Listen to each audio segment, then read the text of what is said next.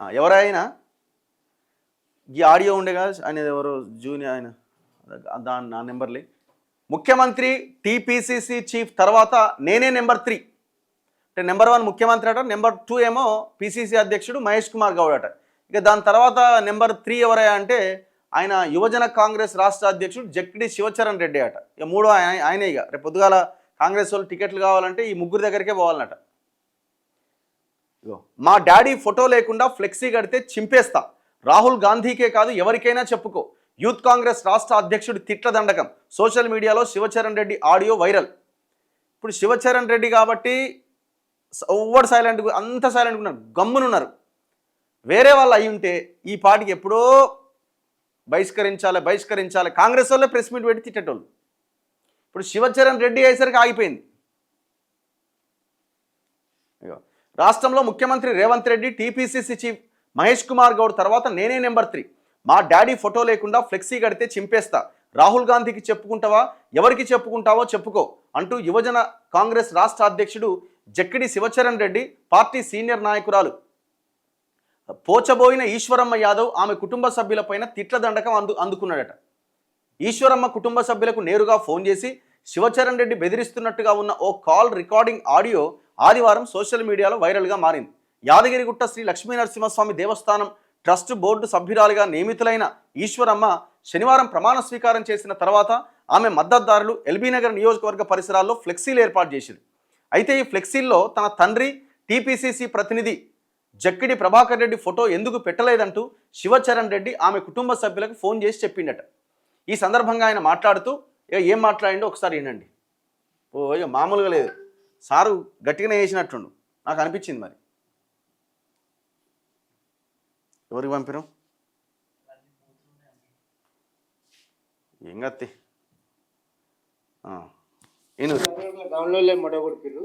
గౌన్లోళ్ళంతా బటబాయిగాలు ఇంకో ఎంత భయంకరమైన స్టేట్మెంట్ ఇది.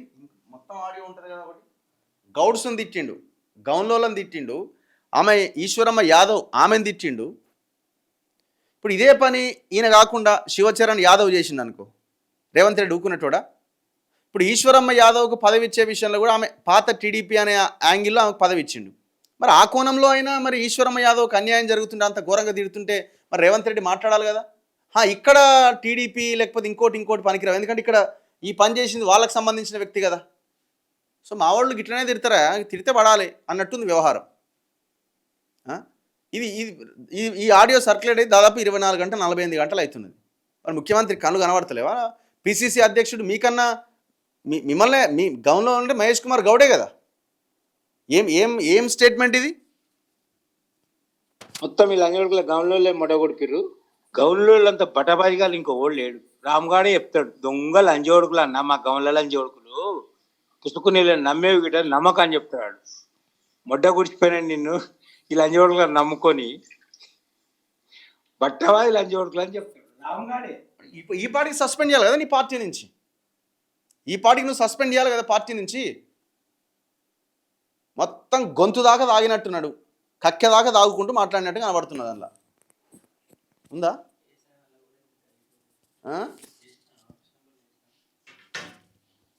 ఏంది ఇది అసలు? కాంగ్రెస్ ఉన్నదా సచ్చిందా? మీరు ఇట్లనేనా సైలెంట్గా ఉంటే? మరి ఆయన ఎవరిని తిడుతున్నాడు? మీ పార్టీ యువజన కాంగ్రెస్ రాష్ట్ర అధ్యక్షుడు. మరి ఇప్పుడు యువజన కాంగ్రెస్ అంటే మరి యూత్కి ఏం సమాధానం చెప్తున్నట్టు ఆయన? ఇట్లాంటి వాళ్ళని అసలు అధ్యక్షులు ఎట్లా పెట్టిరు మీరు? ఈ పార్టీకి అరెస్ట్ చేయాలి కదా. 50 సంవత్సరాలు జెండా మోసి గుద్ద తెంగించుకుంటే యువతో పోషిడి ముందు వస్తుందంట, ఫ్లెక్స్ చేసుకుంటుందంట. అసలు అది ఏమన్నా మాటలేనా అవన్నీ? ఏం లాభము? నా ఎంబడి ఎవరు తిరగాలి? క్యాడర్కి ఏం సమాధానం చెప్పుకోవాలి? కిదా జక్కిడి ప్రభాకర్ రెడ్డి ఫోటో లేకుండా మంత్రాబాద్ డివిజన్ లో నువ్వు కాంగ్రెస్ పార్టీ చేసేస్తావు. ఈ మంత్రాబాద్ లో రక్తం ప్రాణం జీవితం పెట్టాం. నువ్వు ఎలా అధికారం ఉంటే ఆయన జెండా వస్తా అంటే పోయి ఏదైనా చెప్పుకో, మాకు సంబంధం లేదు. మర్యాద చెప్పుకున్నావా? పిసిసి ప్రెసిడెంట్ చెప్పుకో, రాహుల్ గాంధీ దగ్గర కూడా చెప్పుకో. ఫ్లెక్స్ చేసే ముందు ఎవరు డిజైన్ చేసిండు, ఫ్లెక్స్ ఎవరు ఏం చేసిండ్రు, రఘువీర్ గారు ప్రమేయం ఉందా లేదా? ఫ్లెక్స్ దాంట్లో అయితే కేసీఆర్ అన్న ఫోటో ఎందుకు చేయలేదు? మళ్ళా ఫ్లెక్స్ చేయమని మా డాడీ ఫోటో లేకపోతే నా అంతలో నేను పోయి వీడియో పెట్టి నేనే చెప్తా. రామ్ రెడ్డి అన్నటువంటి మంత్రాబాద్ లో నువ్వు కావాలి, కేసీఆర్ అవసరం లేదా?